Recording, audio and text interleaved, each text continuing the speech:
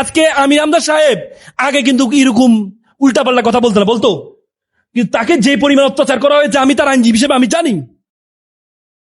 আমি জানি তার শরীরের 80% কিচ্ছু রাখে নাই, তার মাথায় কাজ করছে না তো, এই পরিমাণ অত্যাচার করা হয়েছে।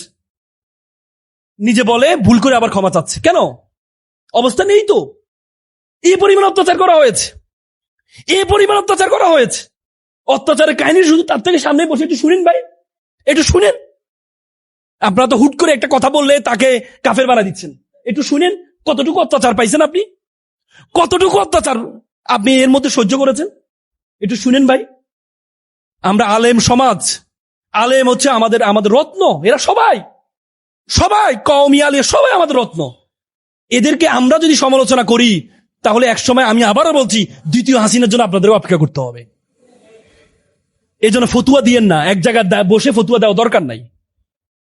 আপনি হেফাজতের প্রধান হয়েছেন এজন্য ফতুয়া দিয়ে দিবেন সব জায়গায়, না ভাই, এটা ইসলামের ঐক্য ধ্বংস করে দেবে।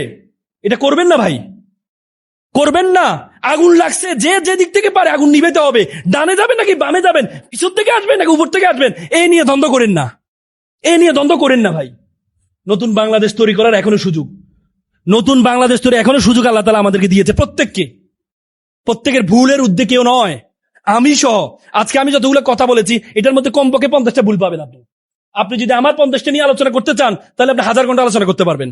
কিন্তু আমার এখান থেকে যদি একটা শিক্ষা যদি আপনি আলোচনা করতে চান, একটা শিক্ষা নিয়ে যদি আপনি আলোচনা করেন তাহলে এটার জন্য যথেষ্ট। কিন্তু আপনি যদি ভুল ধরতে চান, আমরা অনেক ভুল ধরতে পারবেন। আমি প্রথমেই বলেছি আমি ভুলের উঠতে না, আমাকে ধরিয়ে দিবেন আপনারা। কিন্তু আল্লাহর ওয়াস্তে I have visited 26 all over the world. আমি পৃথিবীর 26টা দেশে গিয়েছি। আমি সেখানে মুসলমানদের অবস্থা শুনেছি, আলেমদের সাথে কথা বলেছি। এখনই সুযোগ, পৃথিবীতে আমাদের আলেমদের মতো এত মেধাবী, পৃথিবী এত দেশের মধ্যে আমাদের ছেলেরা কোরআনে ফার্স্ট হয়, তেলাওয়াতে ফার্স্ট হয় না? হয় না? টানা ফার্স্ট হয়। তার মানে কোরআনের তেলাওয়াতে যদি ফার্স্ট হয় তাহলে গবেষণায় আমাদের ছেলেদের থেকে মেধাবী কেউ হইতে পারে না। কিন্তু আমরা তো কেউ একজন আগাইলে আর 5 জনে মিলে টানি। বলে হাডুডু আমাদের জাতীয় খেলা কেন? হাডুডু দেখবেন একজন আগালে 5 জন ধরে রাখে, আবার 5 জন দাঁড়িয়ে থাকলে একজনকে খোঁচা মারে, হা ডু, কিরে ভাই দাঁড়িয়েছে খোঁচা মারে, হা ডু ডু। এই জন্যই আমরা আলেমরা একজন উঠতে চাইলে একজন টেনে ধরে রাখি না, টেনে ধরে রাখবেন না, টেনে ধরে রাখবেন না।